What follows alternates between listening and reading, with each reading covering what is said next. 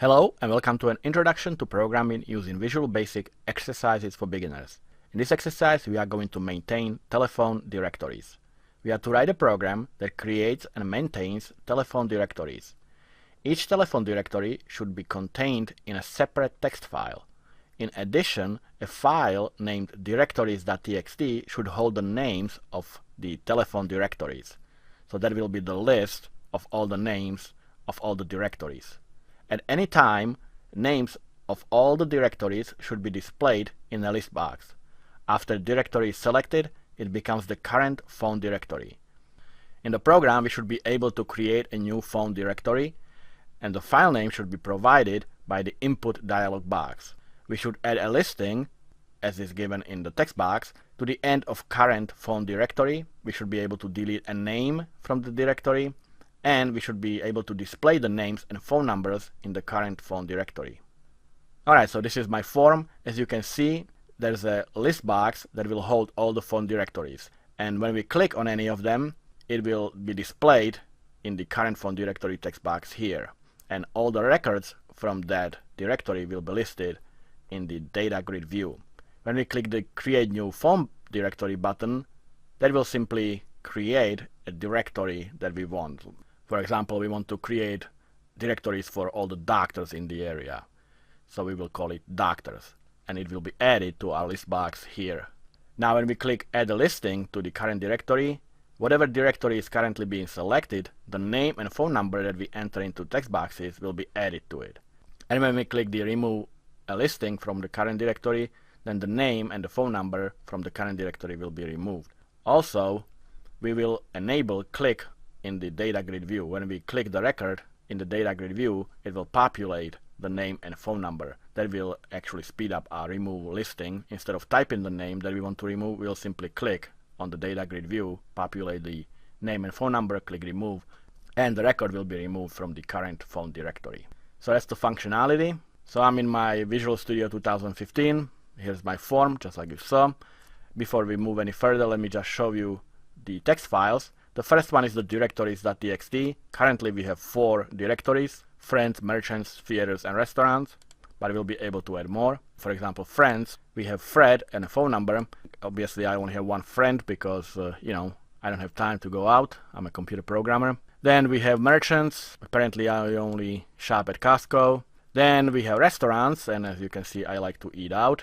And we have theaters because obviously we need culture. But as you can see, each of these is set up the same way. We have the name of the place or the name of the friend or whatever other name, comma, and then the phone number. All 4 of them are the same, and when we add a new directory, we'll format all the listings in that directory the same way: the name, comma, and phone number. Alright, so we're ready to code. Let's start coding. And the first thing I'm going to do is double click the form itself. So I go to the form load event, and above the form, for the form level variable, I will have an array of the directories from the directories.txt, because that will need to be populated in the list box, and we need to have access to it throughout the whole form. So to get the records from the directories.txt, I'm simply going to use the file.readAllLines, and we are reading from the file called directories. And this is the only form level variable we need. So now when I go to my load event for the form, I can populate all the names of the directories into my list box. And it's very simple for each loop. So we'll do for each directory, and we are looping through the directories array, and with each iteration we will add an item to our list box. We'll add the directory that we are looping through to our list box. So this is our form load. If we test it, when the form loads, we should have the directories populated in our list box. And here they are: friends, merchants, restaurants, and theaters. Alright, so the next thing, let's do the new directory button. So I will click the create a new phone directory button. And here the input or the name of the directory should be entered by the user into an input box. So I will create a variable, I'll call it file name, and we'll assign it from the input box, and we'll simply ask, please enter the name of the new directory. So the next thing we need to do is to add the new directory that the user entered to our directories.txt file, and also populate the list box with the new list, because we just added directory, we want to display it in the list box as well. So the first thing, we need to make sure that the directory does not already exist. So we are going to use the method contains and check if the file name that the user entered is already not in the directories. If it is, then we'll disregard it. And to do that, we will do an if statement. So we will ask if not the directories.contains, and we're basically checking if it contains the file name that the user just entered. And if it doesn't, then we can proceed and enter it. Otherwise, we will display a message box saying that the directory already exists. So if the directory does not exist, we can simply create it by using the file.create, and we'll create the file name as user specified in the input box. So this will create our physical text file. Now we need to add the name of that file to our directories array and to our directories file. So since we already have a directories array that read all the directories at the beginning when we loaded the file, we need to read it again because now it contains the file that we just created. So we need to add that to our directories.txt file, as well as to our directories array, which is used to populate the list box on our form. So to do that, I will simply first append the file name to our directories.txt file, and then I will read all the lines from the directories.txt file to our directories array. So here I append the text of file name, and I'm adding a new line so it doesn't add the next record right next to it, but instead goes to the new line and adds it as a separate line. And I'm adding it to our directories.txt. So now our directories.txt has the file name appended to it, and now we can create a directories array by reading all lines again, just like we did up here when the form loaded. Alright, so we have our directories array, we have a file created, we have it added to our directories.txt file. So now we can go and display it in our list box as well. And to do that, first we need to clear the list box because it only contains records without the recently added directory. So let's clear the list box first. And after that, we can simply loop through our directories array and display it in our list box using for each loop. So I will do for each of directory in our directories array, and we will use the items.add, and we will add the directory that we are currently looping through. So this is the code to add the new directory. So let's test it. So here are our current directories. So let's add a new one. And first, let me specify one that already exists, which is friends.txt. If I click OK, I get directory friends already exists. So let's create another one. I'll just call it Pavel test.txt and click OK. And you can see it's added to my list box right here. And if I click the form off, if I close it, I'll go to my debug folder and refresh it. You can see that my Pavel test.txt has been added. Of course, we will be able to add records to it a little later.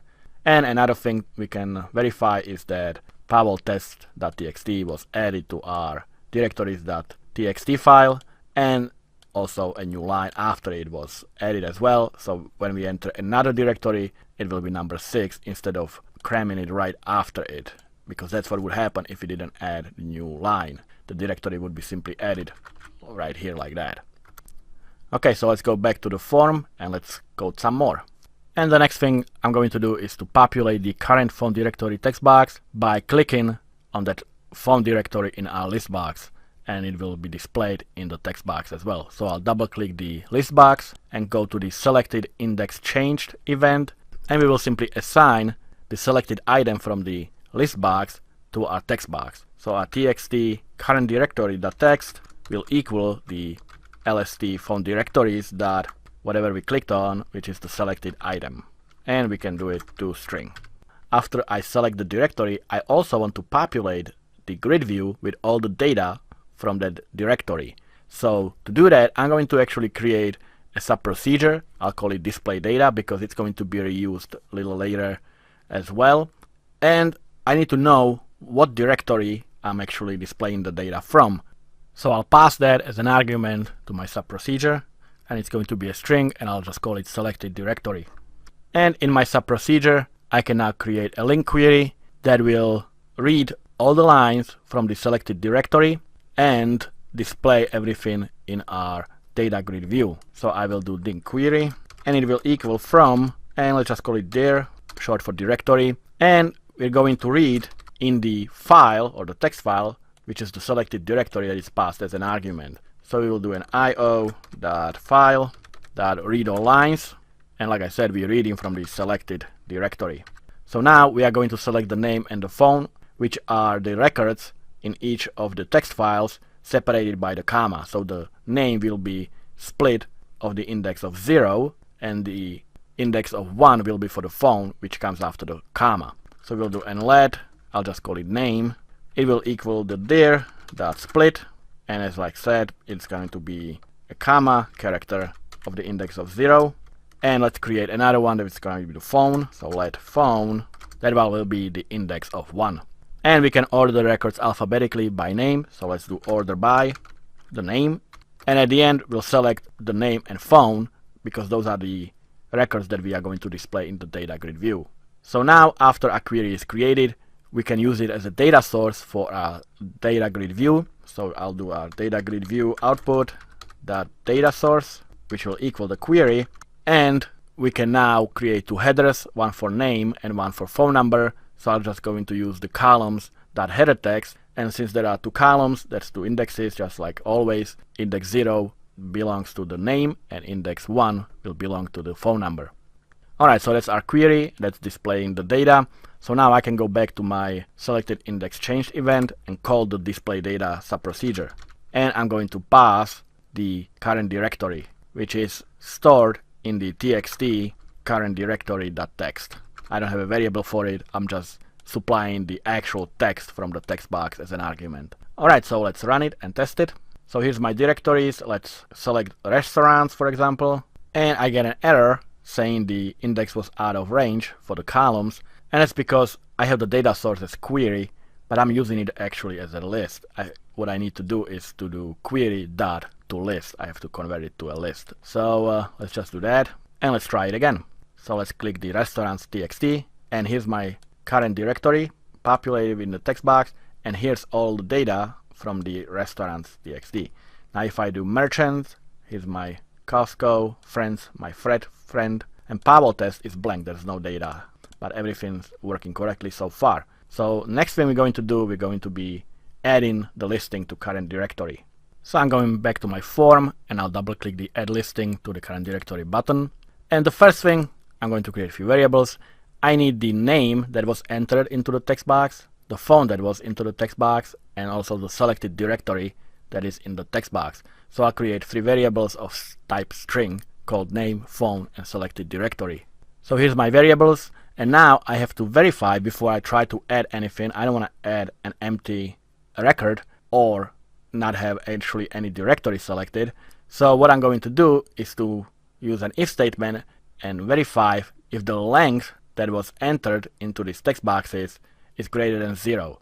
So I'm checking if the name is greater than 0 or the length of it, and I'm using .trim on all three of these. The .trim means that if the user entered a name which is just a bunch of spaces, it does not really qualify as a name, but it would still go through because the length would be greater than 0, because space is a character. But we don't want any blank spaces, we want actual character there. So if anything is wrong, if the user did not enter valid input, as always we'll display a message box. But if the input is valid, we can now append the text to the selected directory record. We'll do a stream writer first. We'll create a variable of the stream writer type, and it will equal the file.append, and we are appending into the selected directory. So I'm going to use append text into the selected directory. And the text that I'm going to append, I'm going to write a line that contains the name and phone number separated by comma. That's going to be the new record appended to this text file. And I'm writing the name, and I'll append the comma, because this is the format for all our text files, and then the phone number. And once I do that, I can close the file. And now we can call the display data subprocedure, because now we have a new name added to our text file, so we want to display it in our grid view. So we will do a display data, and we will pass the selected directory as the argument. Alright, so let's test it. So let's say I want to add something to my Pavel test.txt, and I want to add my name, and I want to add my phone number. And if I click add listing, now you can see that it's been added to the data grid view, and it was also added to my actual text file. Now if I don't add a name and try to add anything, you can see I get the message box, the same with the phone number if I delete it. So it's been added. Let's verify that it's actually added to our text file as well. So I'll go to my Pavel test.txt, and here's the record that I just added. And now if I run it again, I can select the directory, and you can see that the name is already in the grid view. Alright, so what's remaining is to remove listing from directory, so I'll double click the button, and let's start coding that. Now before we start actually removing any record, we need to select what the record we want to remove. And the way I'm gonna do it is, when the user clicks on the grid view record, I want to populate the text boxes with the name and the phone number from that record that has been selected in the grid view. So I'm going to go back to my form, and I'm going to double click the grid view, and that creates an event called cell content click. So every time we click on a cell, that's the selected record that we want to populate the text boxes with, and then when the user clicks the remove button, that record will be removed from the text file. So I'm going to create a variable called row that will select the index of the row on which the cell has been clicked. And the syntax for that is the grid view, which is the dgv output dot current row, and you can see that it gets the row containing the current cell dot index, and that gets the relative position of the band with the data grid view control. So we don't have to worry whether the user clicks the phone number or the name, because it's one record in one row. So we select that row, and since there are two columns in the row, the first one being the name and the second one being the phone number, again, the first one would be index 0, the second one will be index 1. We can now populate the values from those indexes in that cell into our text box for the name and text box for the phone number. So our txt name.text will now equal the output, and it equals the item, and you can see that there's a integer and integer. That's the coordinates of the cell. It provides the indexer to get the cell located at the intersection of the column and row. So for the first index is the column. So the column of 0 is the name, and we are passing the value. As you can see, that gets or sets the value associated with that cell, and we'll have to convert the value to string because we are populating the text box. So now the phone number text box will have the data from the cell, from the grid view or the item that has the index of 1, which is the column 1, and it's still the same row. And it's the same way. We'll do the value dot to string. And let's test it first. So when I click, let's say, restaurant, you can see it populates the grid view. Now when I click, let's say, the phone number over here, you can see that it populates the record that is associated with that phone number in our text box. If I click the name, it populates again the record that is associated with the name. So our name and phone number are being populated by clicking on any of these records, whether it's phone number or the name. Alright, so now we can go to our remove button click event and finish the code. Okay, so now let's create some variables. The first one is going to be the name to delete, because we need to know what record we are actually deleting. And the name we're deleting is the one that is in the text box txt name. Now we don't need the phone number because we are deleting the whole row, but what we do need is the selected directory. We need to know what text file we're deleting from. So I'm going to create a variable for that. And I also need the stream writer, because once we remove the record from the file, I want to override it with the updated record, which is all the names and phone numbers minus the one that we just deleted. So basically I'm going to be creating a blank file that overrides the actual file that we have now, and then populate it with data that we select from the link query. So I'm going to create a stream writer variable, and I have to verify whether the user actually selected the name to be deleted and the directory from which to delete. So we need an if statement just like we did before, and check for the length of the selected directory and the length of the name. It's the same like before, and we don't need the phone number because, like I said, it's part of the record that is associated with the name. And now when the user did not click the cell in the grid view and nothing is populated in the text boxes, then we'll display a message box that because the user needs to select the record to delete. But if the user did select the record to delete, we can now query through the selected directory and select all the names except the one that we want to delete. Then, after we select all those names, we will write those names and phone numbers into the text file. So the new text file will contain all the names except the one that we just deleted.